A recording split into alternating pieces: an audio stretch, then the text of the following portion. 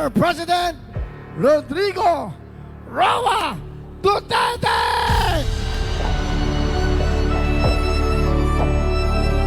Lights, please, lights.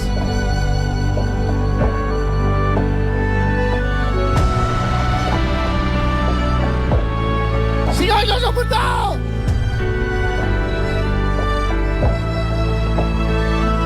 Ang nagmalasakit, nagmahal,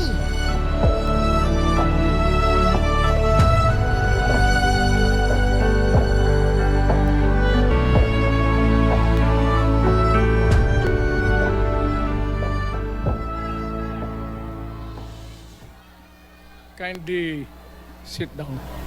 Relax lang po kayo. Itong Congress, they would convert the Congress into a constituent body and propose the Constitution. Alin man dyan sa lahat, it will be submitted to the people for ratification. Ang problema dito, ako, Mr. President, alam mo, Mr. President, hindi ako maghingi ng tawad. Kagawan mo yan eh. It is your responsibilities sa sarili mo. What you do in this world binds you. Iyo yan. Huwag mong sisihin ang ibang tao kasi sarili mong utak at katawan yan.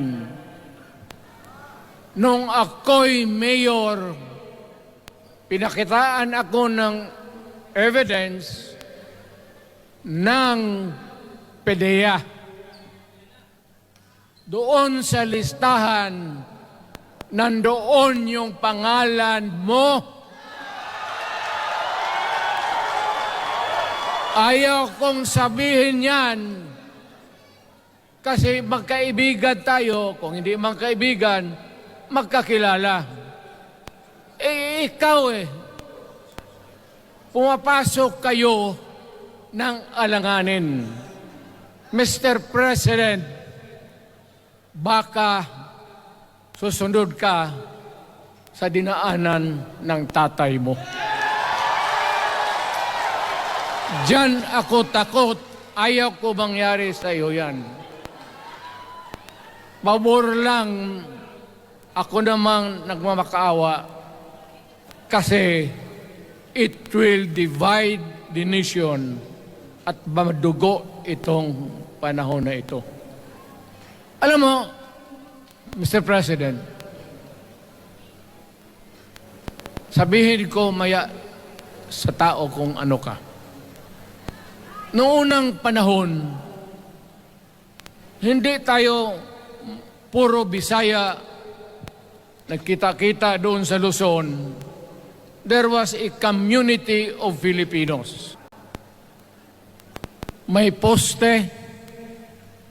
Sabi natin, magawa tayo ng magandang opisina where we can meet and talk about the destiny of this country. Doon, they agreed na may malaking bahay, may poste, mga malaking poste, at may mga nandito yung People's Initiative.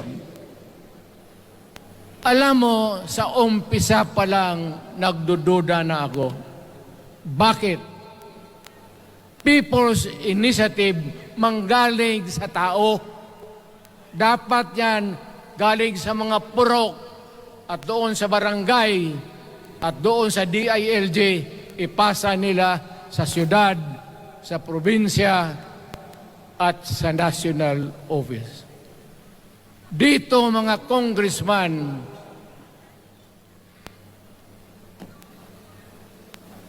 alam ninyo, kung magkaletse-letse ang buhay na ito,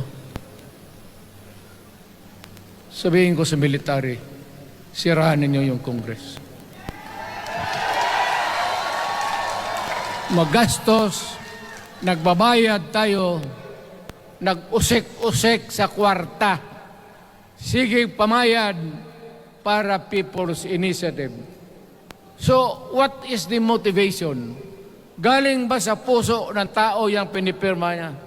Hindi yung pirma niya yung petition para ito, kaming nagsipirma dito, pumayag na merong pagkaiba ngayon sa Constitution.